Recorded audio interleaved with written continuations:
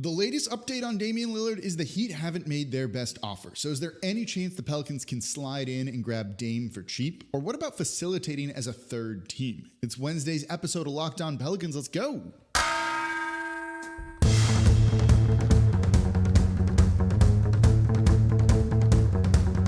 You are Locked On Pelicans, your daily New Orleans Pelicans podcast.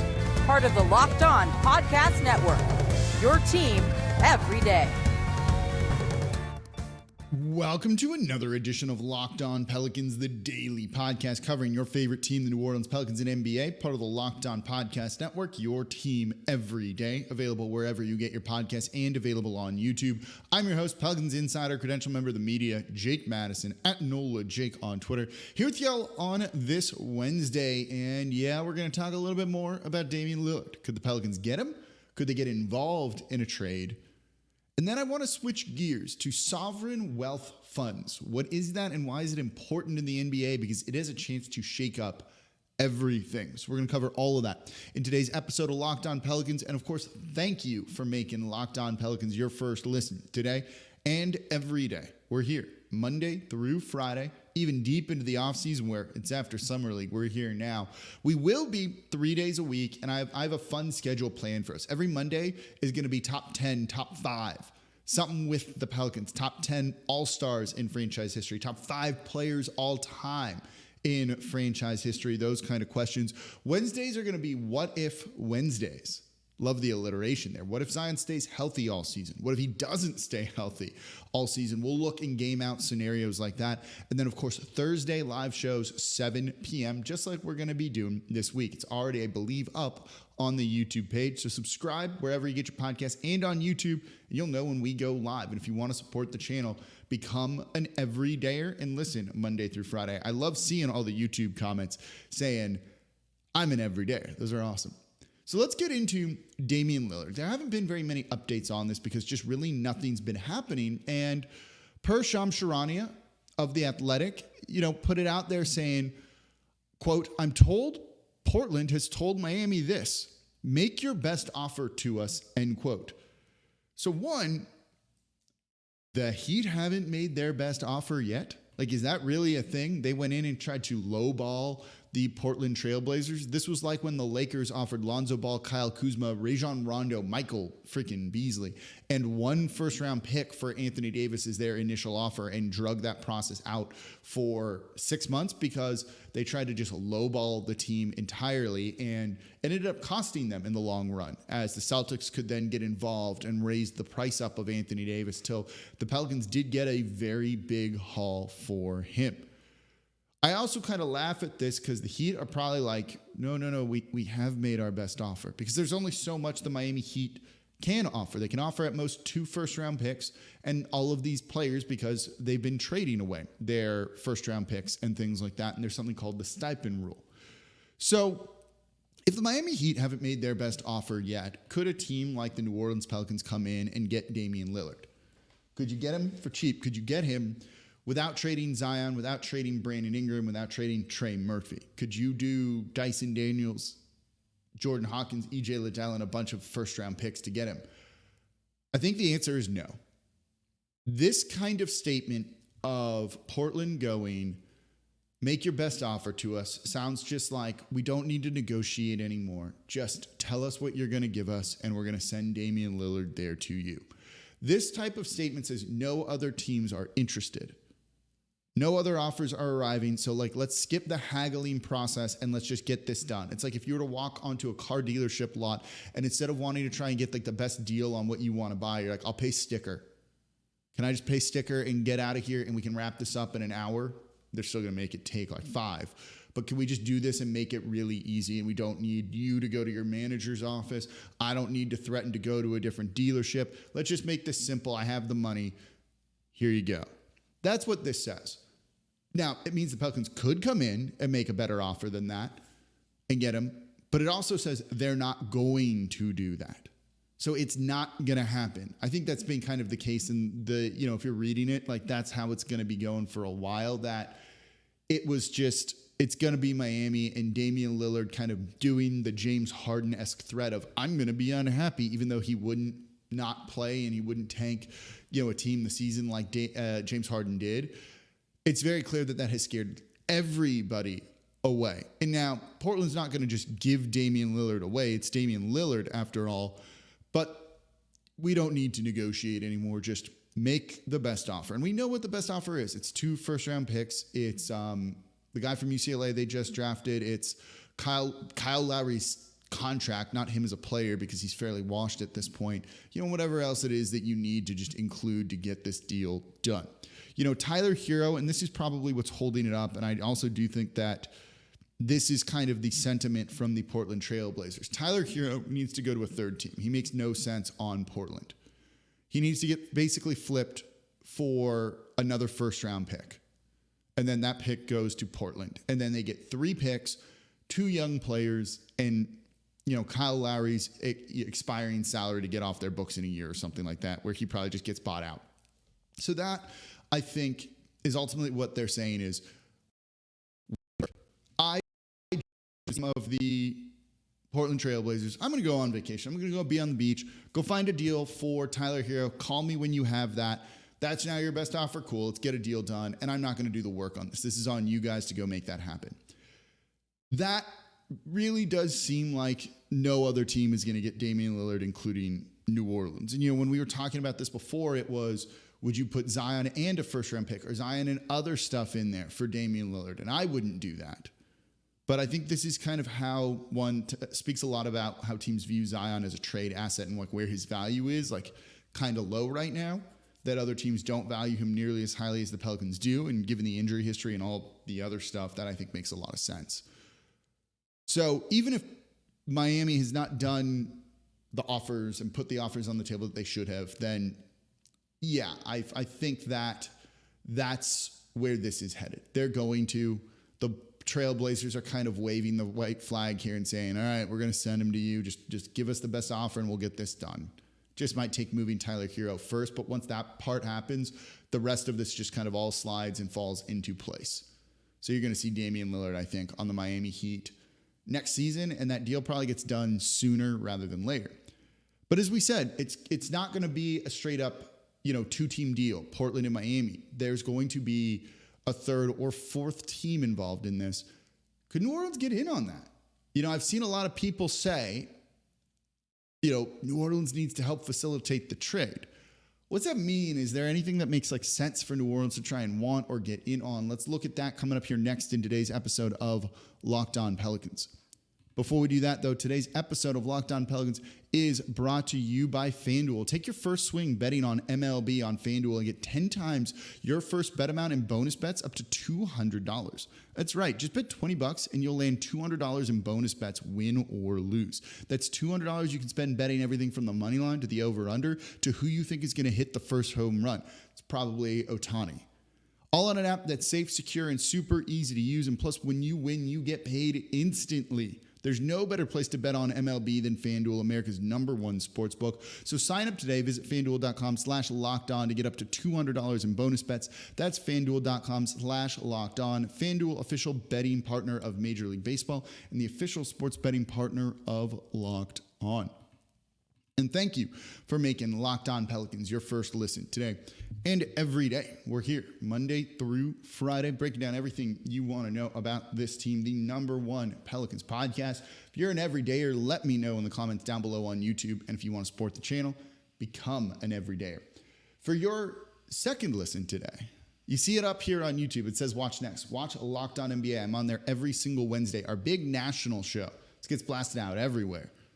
We got NOLA representing on there. We actually did basically the whole show on sovereign wealth funds because I think this is a really interesting thing that's coming to the NBA. I'll give you a quick rundown in the third segment on this, but when it comes to things like relocation, the luxury tax, there are big ramifications here if sovereign wealth funds, and they're coming, really make a dent into the NBA's ownership landscape. It could literally change the landscape of the NBA. We'll get into that in the third segment.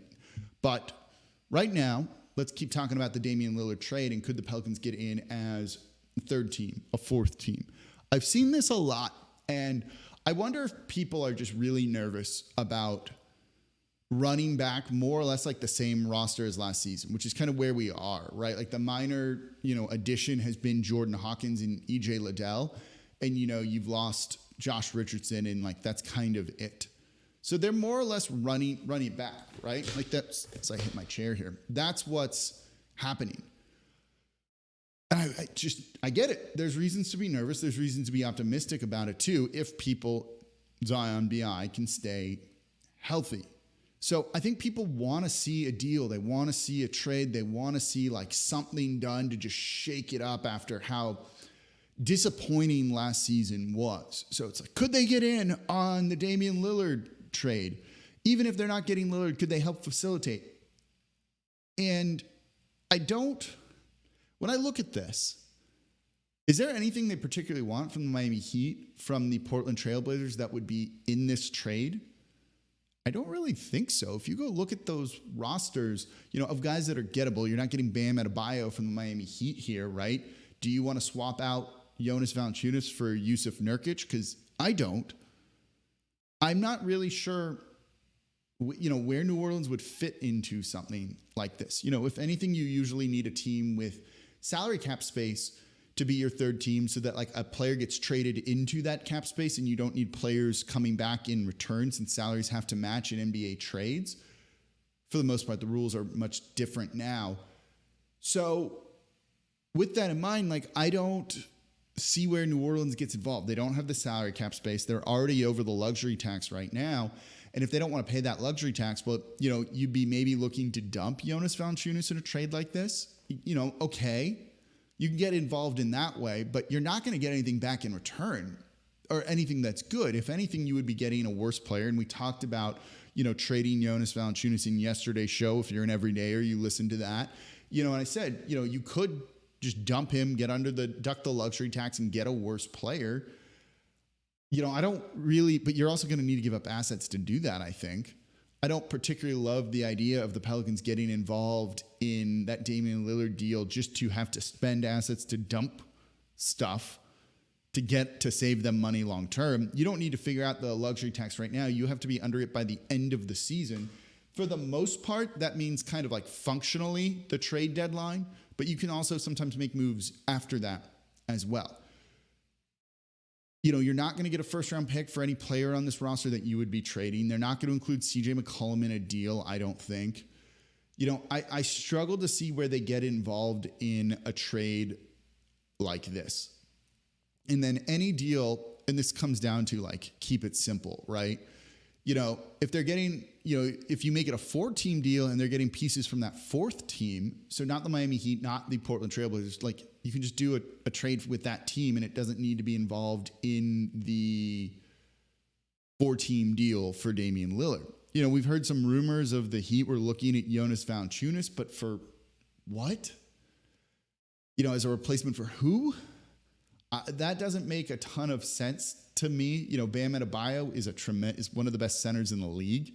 You could argue he's the best defensive player in the league right now, at least the best defensive big man. And I think you'd be very correct in saying that. So I just don't see where New Orleans gets involved as a third team facilitating in a way that makes any sort of meaningful change or brings in any sort of useful asset. If anything, they would be getting involved in that trade simply to dump salary, maybe Kyra Lewis Jr., maybe Jonas Valanciunas, and get out from underneath the luxury tax. Do you really want him to get involved in that deal then? Let me know in the comments down below. Take a look at Portland's roster. Take a look at the Miami Heat's roster. And of the guys that are like attainable, right? You're not getting Scoot Henderson. You're not going to get Simons from Portland. Even off the top of my head, I'm like, no, there's no one else I really want from, that team.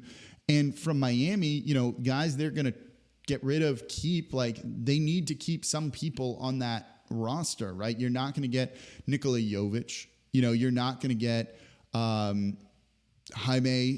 from UCLA there either. Caleb Martin's going to stay there. They need him. You don't want Duncan Robinson. There's just nothing that really makes any sort of sense to me of a guy that, you could do this deal around and like bring them in. There's really like, they're not going to trade Thibault from Portland. There's no one that I'm really that interested in from either of those teams that like, oh yeah, they'd trade this guy. I'm sure people are going to scream for like Thomas Bryant and things like that, but I don't really think that is a big deal. They also just signed him, so they're not going to trade him. I just don't see New Orleans being a player in this deal other than getting Damian Lillard, which we just went over in the last segment. The first segment of the show is not going to happen because he seems almost just book it to the Miami Heat right now. So I think it's still just going to be a quiet offseason, maybe with another minor move. Could be Jokic, could be just dumping Kira Lewis Jr., but I just don't see a big thing happening that I think people are really hoping for. And even being the third team facilitating that, like, it's not enough to really make a significant difference on the roster, even if they were able to get involved and it was more than a pure salary dump. Let me know. What do you think the trade is? Throw it in the comments down below and give me your reason for how New Orleans really improves there, or is it simply just to dump money? So coming up next, I want to quickly look at sovereign wealth funds and tell you where my head's at with this, because I think this is something that's not going to impact the NBA in the next season or two. But after that, it opens the door for some crazy things. And I think New Orleans is one of the teams that could be impacted the most. So let's speculate a little bit, and I'll explain what I mean coming up here next in today's episode of Locked On Pelicans. And thank you for making Locked On Pelicans your first listen today and every day. We're here Monday through Friday for y'all, breaking down everything you want to know about this Pelicans team, whether it's what they can do with the Damian Lillard deal or getting into like really kind of obscure things like these sovereign wealth funds. No one else is talking about this nationally, which we talked about a ton on Locked On NBA today. If you want to learn more about these and how I really think they can do it, we have like 20 minutes on that on the Locked On NBA podcast, the big national show that's part of the Locked On Podcast Network, your team every day. So let's just get right into it. So sovereign wealth funds, these are basically state-owned entities that pool money and invest in private equity or mutual funds. And you're seeing them get involved in the sports world. Paris Saint-Germain is owned by Qatar's, like a subsidiary of Qatar's sovereign wealth fund. The Saudi Arabian sovereign wealth fund, I believe, owns it's, I just completely blanked on, it's not new, is it Newcastle? One of the Premier League teams who bought one of my favorite players from my favorite soccer team, AC Milan in Italy. They were involved in the LIV Live Golf Tour as well. Essentially what they're trying to do is funnel money elsewhere. And I would be remiss without saying this, kind of sports wash some of these countries' like human rights records, which are not great. But by investing money in sport and getting people to love that stuff and they're involved with it, it makes them look better, and it kind of gets you to forget about a lot of, some of the negative things that they're doing. That's not all of them, right? There's other, France has one. Most major countries have one or something like that. The Philippines actually just created one that I think could get involved in the NBA too. And what these are, is basically just like unlimited money, it feels like at times. You look at the Saudi Arabian one, it's over $800 billion. Billion. Even the Qatar one that owns Paris Saint-Germain, I think, is $500 billion. The richest owner in American sports right now might be Steve Ballmer, and he's worth $150 billion, if that. When you think about the amount of money that these funds control and have access to, it's staggering. And the NBA CBA recently just changed it where sovereign wealth funds can buy NBA teams now. The company that owns the Washington Wizards, they own other things too. 5% of it is owned by a sovereign wealth fund. They bought in as an investor, bringing money in. Conceivably, they could be buying whole NBA teams. And I think this is important. One, it's for two reasons. The luxury tax is a thing that can be prohibitive because it's so much money and it costs you and you got to pay that, right? We've seen the Warriors and what their numbers are with all of those things. Matt Ishbia just bought the Phoenix Suns and was spending money like crazy. But even they have limits. Ishbia, who looks like he was like, let's burn all of the money and I don't care, just traded Campaign, basically dumped him for free to save $20 million on the luxury tax. $20 million to an entity, let's call it, that's $800 billion. They're not going to dump that player. They won't care. They'll just pay the $20 million in luxury tax. So it has a chance to kind of upend the NBA and the spending structure and get rid of, some of the competitive balance that the new collective bargaining agreement that the NBA wants in place. The other side of it is this, and I'll use the Pelicans as an example, and this is my doomsday scenario, and I don't think this is going to come to pass, but it's something I'm thinking about. And if they fully buy a team, say Gail Benson passes away, right? There's no heir. Eventually, as I've said on here many times, the team will need to be sold. Both the Saints and the Pelicans will need to be sold. Let's just look at it from the Pelicans. The Pelicans get sold to a sovereign wealth fund. And say they overpay for the team, because why not? They got the money. Why compete with people for $3 billion when you could just offer $4 or $5 billion for the team anyway? And say a new arena's been built, and the team has a 30 to 50-year lease in place with that. Okay. What if they still just decide to move the team and go, no, we're going to put them in a bigger market. We don't care about the lease. And they just go and do it. What comes from that would be a lawsuit. City, the stadium, they would sue the Sovereign Wealth Fund, thus suing the team, and be like, you can't do this. And the Sovereign Wealth Fund might just be like, yeah, we don't care anyway. You know what? We lose the lawsuit. We owe you $1 billion. We're worth $800. Here you go.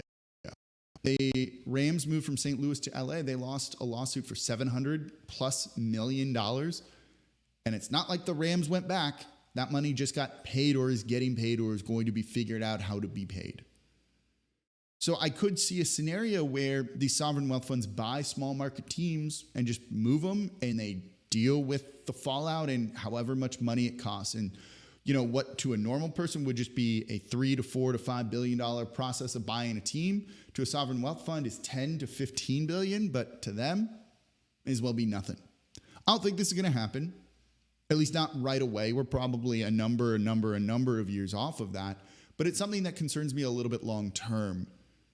And also I do think it's going to test the NBA and their kind of morals and ethics of being big time business partners with some of these countries and the human rights and everything that goes on with all of there, which is like a topic for another day. And I'm not going to get into all of that here, but it's something that I think is a really interesting topic that has long-term ramifications for the NBA, and literally could change the landscape for where teams are in the league. So it's going to be interesting to see how this, I think, plays out over time. I've really simplified all of this from how those funds operate to other things. And the NBA Board of Governors can also be like, no, you can't move the team either. But owners don't like to vote against other owners, really. And so, because they might want to do the same thing in the future and they don't want to create that precedent. So would they actually stop a team from relocating, which I don't think the NBA itself actually wants, but if there's so much money involved, maybe they do.